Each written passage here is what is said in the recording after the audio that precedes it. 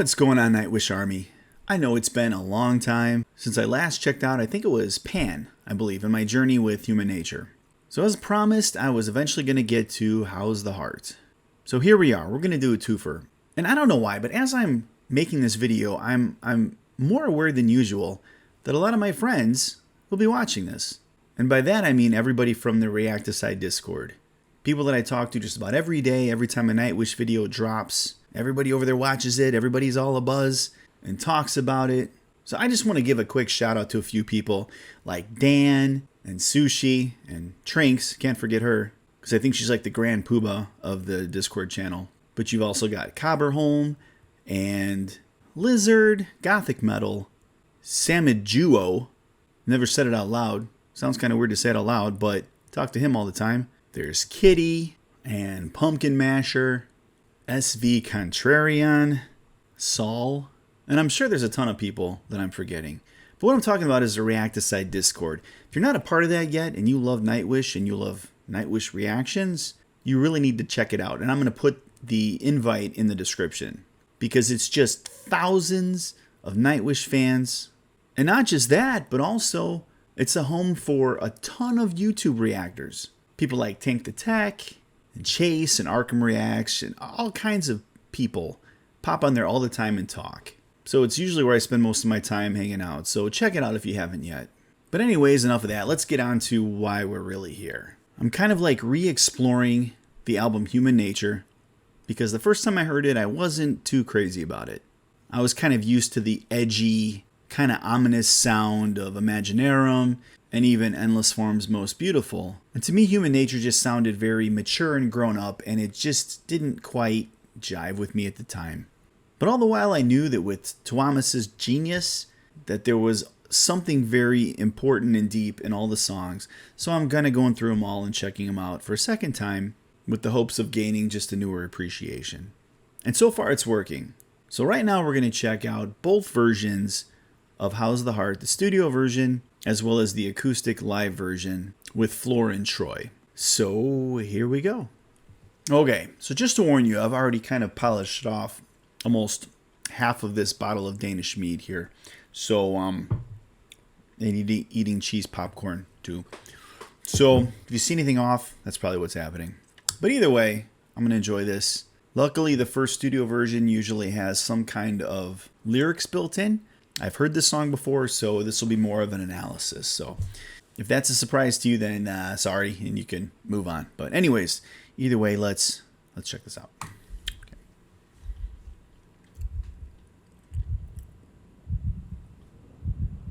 I can hear a heartbeat.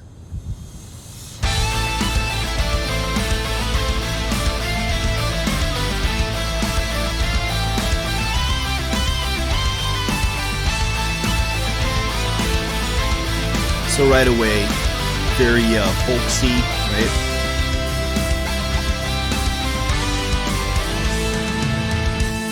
We see a mother with no child.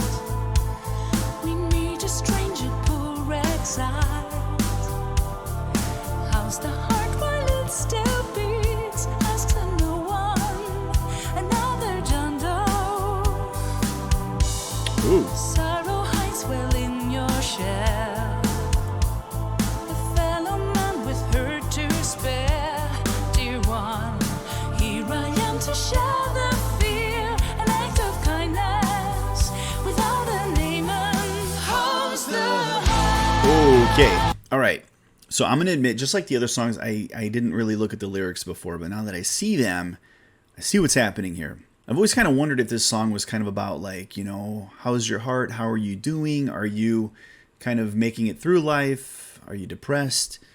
That kind of thing, right? But I'm kind of seeing another angle to this, which maybe the first one's there too. But it's the concept of altruism, which is kind of neat because with Endless Form's Most Beautiful, you know, of course, they look at kind of like the raw concept of evolution and biology and things, right? Well, this album doubles down on that and approaches things from almost a little bit more of an enlightened angle, looking at human nature. And, you know, great, now that we've evolved into these amazing beings that we are with all these cognitive capabilities, what are we doing with it?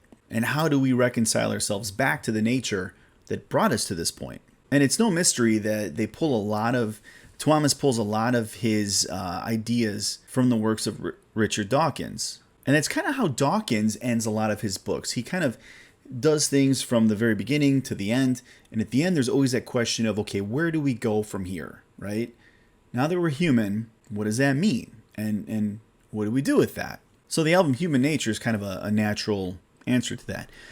But so we're talking about altruism and just putting others above ourselves, helping out, the greater good of mankind and things like that. But that comment, what was that? A good deed without an amen?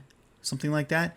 That's very deep and incredibly controversial, because there are a lot of people who believe, and I did it one time too, believed that without God and like Judeo-Christian values and how those have propagated throughout the last couple thousand years, we wouldn't really have altruism.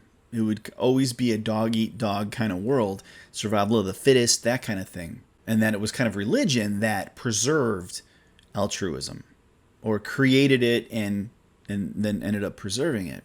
But now that I'm older and a little bit more, seasoned, I guess, I understand that it is definitely possible to be altruistic. In fact, some would even argue that religion might even add a little bit more of like a selfish, self-serving angle to things. I'm not here to create like a religious war, but that's kind of what we're talking about here.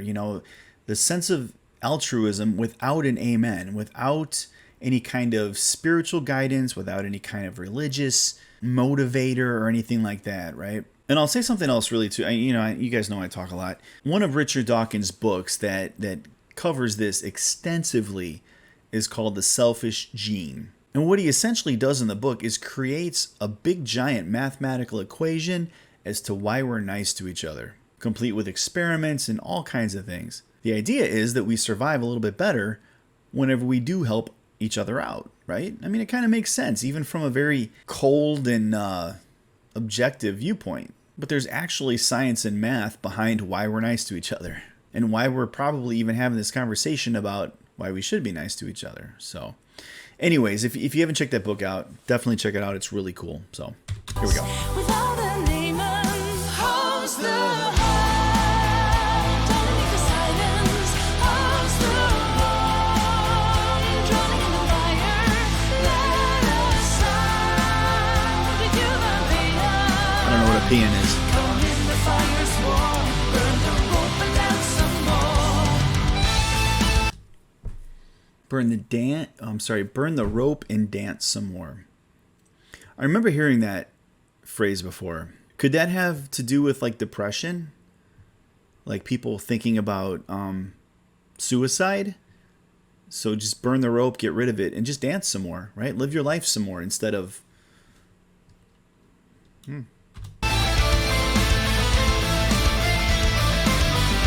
Okay, this is cool right here really quick from a musical standpoint.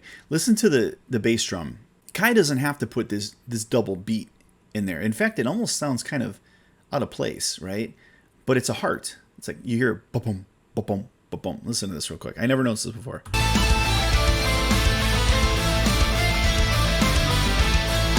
It's pretty cool.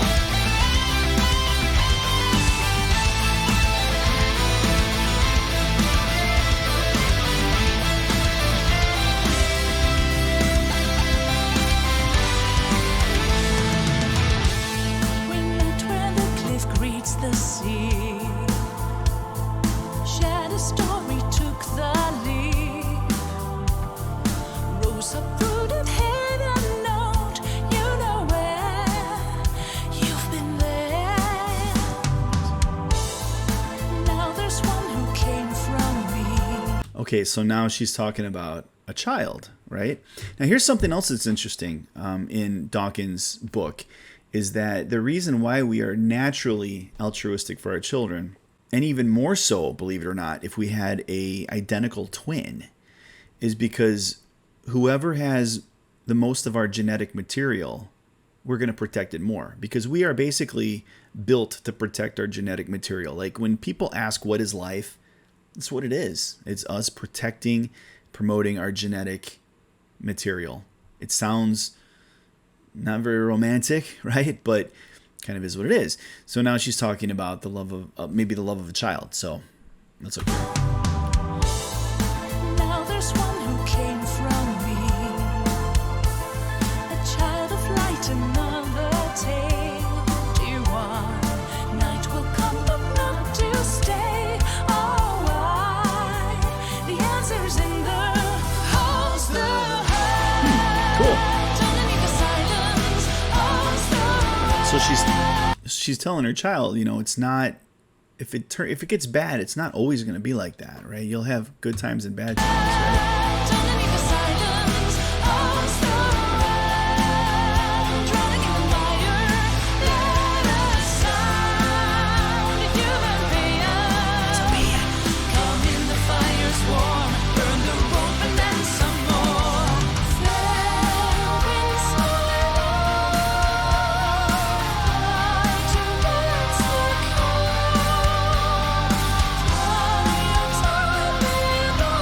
Ooh. I wonder if that's an outline of her and I can't remember her husband's name. Damn it. I know his name. Drummer from Sabaton. It looks like him because he's the only one I know of who's taller than her. Right? It's pretty cool though.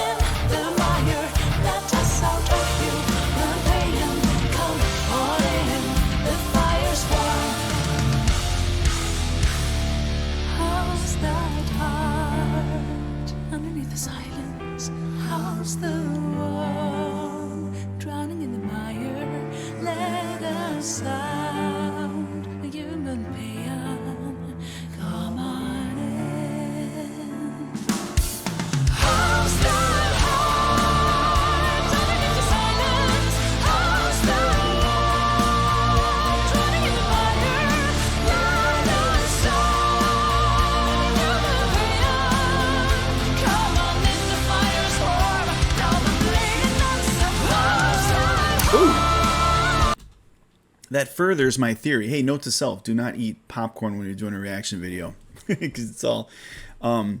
So the first one was burn some rope and dance some more. This one was dull the blade and dance some more. So it's not only talking about, you know, if you're thinking about harming yourself, just don't get rid of it, you know, because things will get better, and just keep dancing, right? And dull the blade. Don't hurt anybody else, and just keep dancing, right?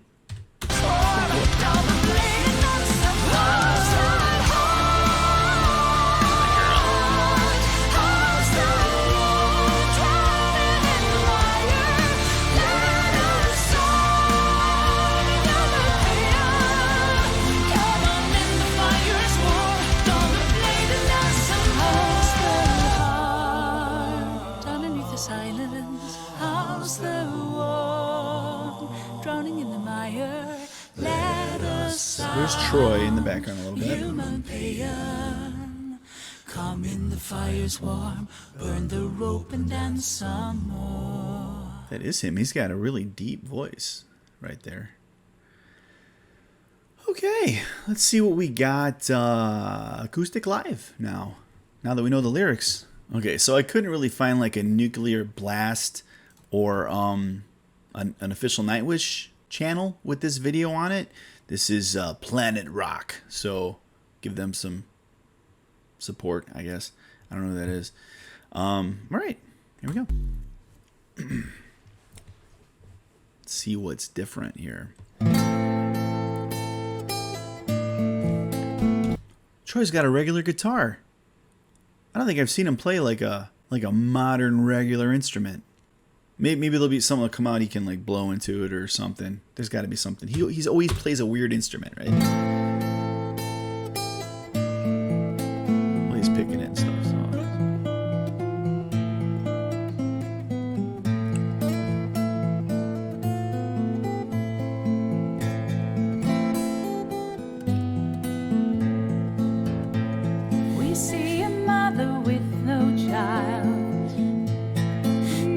sorry. He gives that voice. He's like, "You may sing now, Your Highness." I don't know.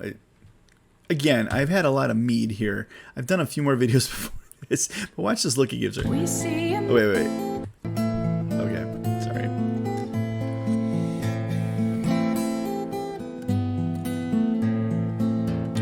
Lady. We see a mother with no child. Meet a stranger, poor exiled. How's the heart while it still beats? Asks no one, another John Doe. Sorrow hides well in your shell. A fellow man with her to spare. Here I am to share the fear, an act of kindness without a name. And how's the heart underneath the silence? How's the one drowning in the mire? Let us sound to human pain. Come in, the fire's warm, burn the rope and add some more.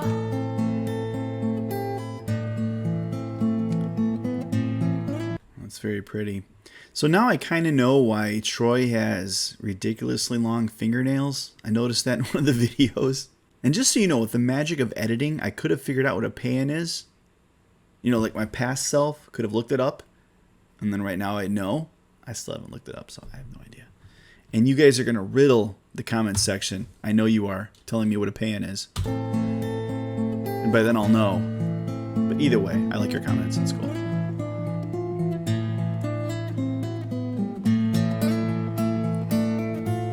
Get it, Troy.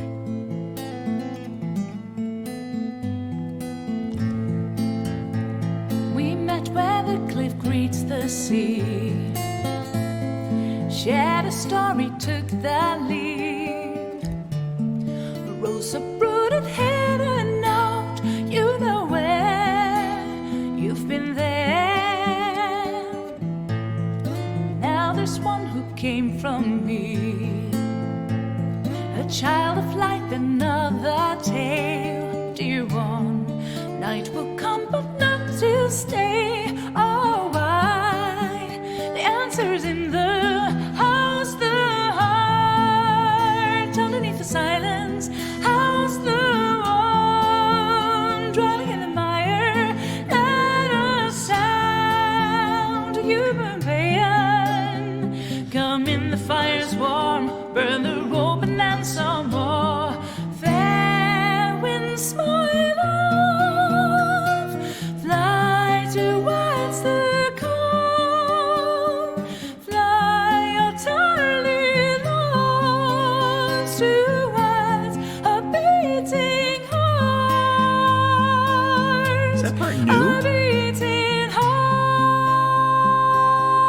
I don't remember that from the last version. The heart underneath the silence. How's the one drowning in the mire?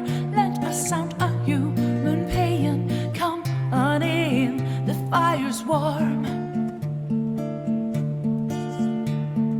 How is the heart underneath the silence? How's the one drowning in the mire? Let us sound a human paean. Come on in, the fire's warm.